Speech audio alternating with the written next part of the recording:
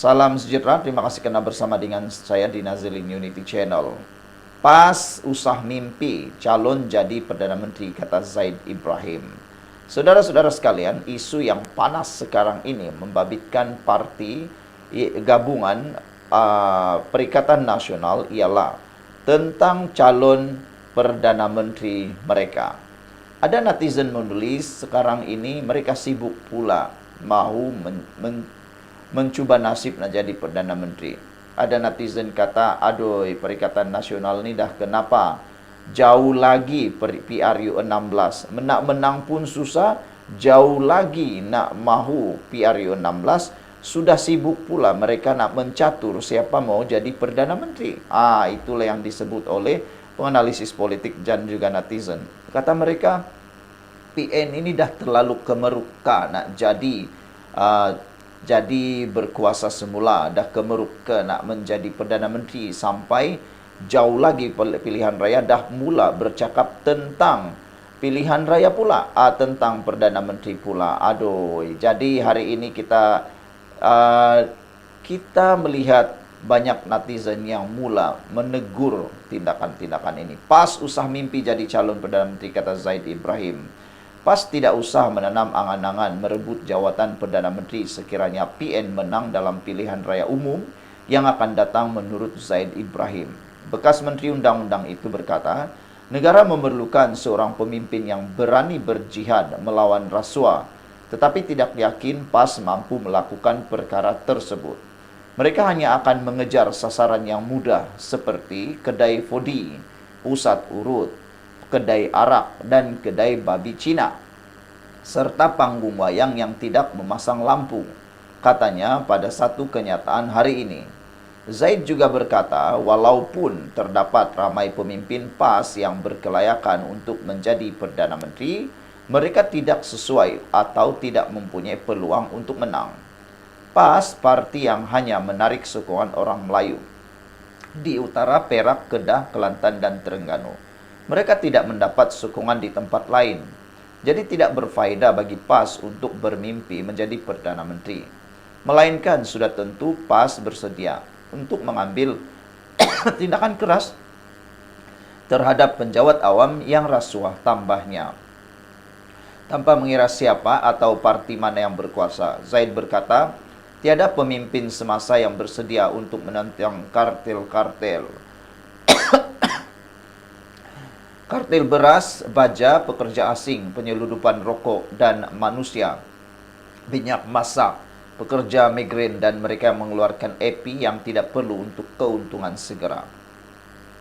Individu yang layak mendapat sokongan sebagai Perdana Menteri itu orang yang bersedia menangani rasuah sebenar, bukan indeks persepsi rasuah. Untuk itu kita perlu menangani penjawat awam yang rasuah. Di negara kita telah menghantar Perdana Menteri dan ahli politik atasan ke penjara. Tetapi adakah kita melakukan perkara yang sama kepada penjawat awam yang tertinggi? Tidak, kita memindahkan mereka ke jabatan lain. Hentikan pengeluaran EPI untuk pelbagai perniagaan dan perdagangan hamba dan dakwa, penyalahgunaan di mahkamah, bukannya memindahkan mereka ke jabatan lain, katanya lagi.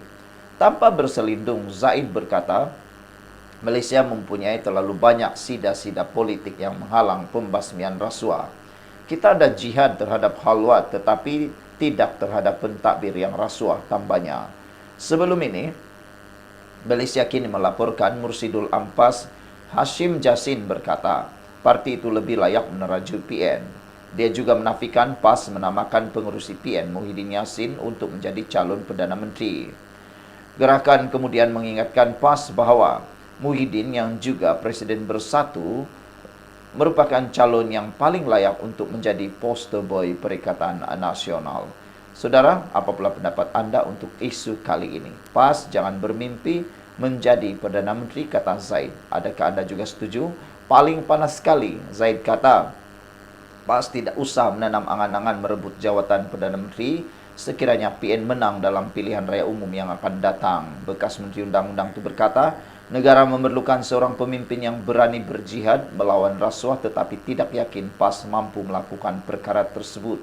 Kata beliau, PAS hanya akan mengejar sasaran yang mudah seperti kedai fodi, pusat urut, kedai arak dan kedai babi Cina, serta panggung wayang yang tidak memasang lampu, katanya dalam satu kenyataan. Sekian dulu untuk kali ini, jangan lupa tinggalkan komen Anda. Salam sejahtera, terima kasih karena bersama dengan saya di Nazlin Unity Channel. Mahkamah bebaskan Daim, tapi SPRM masih teruskan siasatan, ini puncanya. Mahkamah pada Rabu telah membebaskan Allahyarham Tun Daim Zainuddin daripada tuduhan gagal mengisytiharkan harta. Bagaimanapun, Suruhanjaya Pencegahan Rasuah Malaysia SPRM hari ini memaklumkan, siasatan terhadap bekas Menteri Kewangan itu tetap diteruskan. Tetapi siasatan yang dibuat ini adalah berkenaan maklumat dalam Pandora Papers, di mana kertas siasatan telah pun dibuka sejak Februari 2023. Berpandukan siasatan Pandora Papers, ia telah membawa kepada siasatan terhadap Kementerian Kewangan pada masa itu, di mana Daim memegang jawatan sebagai menteri. Walaupun mahkamah membebaskan Daim, tetapi siasatan lain di bawah Seksyen 23 Akta SPRM 2009 dan Seksyen 4 dalam kurungan 1 Akta Pencegahan Pengubahan Wang Haram, Pencegahan Pembiayaan Keganasan dan Hasil daripada Aktiviti Haram 2001 berkaitan kes ini masih diteruskan. Sehubungan itu, SPRM meminta orang ramai memberikan ruang kepada pihak berkuasa untuk menjalankan tugas dengan lancar tanpa sebarang gangguan. Pelbagai dakwaan yang tidak berasas dan mengelirukan tersebar di media sosial berkaitan isu ini. Seperti yang dinyatakan dalam kenyataan media, SPRM bertarikh 30 Disember 2023, satu notis di bawah Seksyen 36 dalam kurungan 1 kurungan E Akta SPRM 2009 dikeluarkan kepada Daim pada 7 Jun 2023. Notis ini menghendaki beliau mengisytiharkan semua aset miliknya di dalam dan di luar negara secara bertulis dan melalui akaun bersumpah dalam tempo 30 hari dari tarik notis. Daim memohon lanjutan tempo sebanyak 5 kali dan SPRM memberikan lanjutan pada 6 Julai 2023, 10 Ogos 2023, 11 September 2023, 11 Oktober 2023 dan terakhir pada 14 November 2023 untuk melengkapkan pengisytiharan aset tersebut. Pada 29 Januari 2024, Daim didakwa mengikut Seksyen 36 dalam kurungan 2 Akta SPRM 2009 atas pertuduhan gagal mematuhi notis yang terakhir yaitu 14 November 2023 dengan tidak mengisytiharkan kira-kira 70 aset harta dan 1 akaun bank, katanya. Siasatan turut membabitkan isteri Daim, Toh Puan Naimah Abdul Kadir, serta ahli-ahli keluarga beliau dengan siasatan tertumpu kepada perolehan aset-aset di luar negara. Penyelidikan jejak kewangan di luar negara sedang giat dijalankan dengan kerjasama agensi-agensi antarabangsa, ujarnya. SPRM juga meminta supaya masyarakat agar tidak membuat sebarang spekulasi berhubung kes ini dan memberikan ruang kepada pihak berkuasa untuk menjalankan tugas mereka tanpa sebarang gangguan. Saudara-saudara sekalian, itulah keputusan yang kini dibuat oleh SPRM, yaitu meskipun Daim Zainuddin sudah dibebaskan di mahkamah, tetapi SPRM masih lagi meneruskan siasatan dan rupa-rupanya ini puncanya ialah kerana berkaitan dengan siasatan maklumat dalam Pandora Papers di mana kertas siasatan telah pun dibuka sejak Februari 2023. Sekian dulu untuk kali ini, jangan lupa tinggalkan komen Anda. Salam sejahtera, terima kasih karena bersama dengan saya di Nazlin Unity Channel. Akhirnya SPRM bertindak. Wow, ini paling menggemparkan kita. Di saat skandal rasuah di Sabah panas, rupa-rupanya ini pula berlaku di sebuah negeri di semenanjung Malaysia.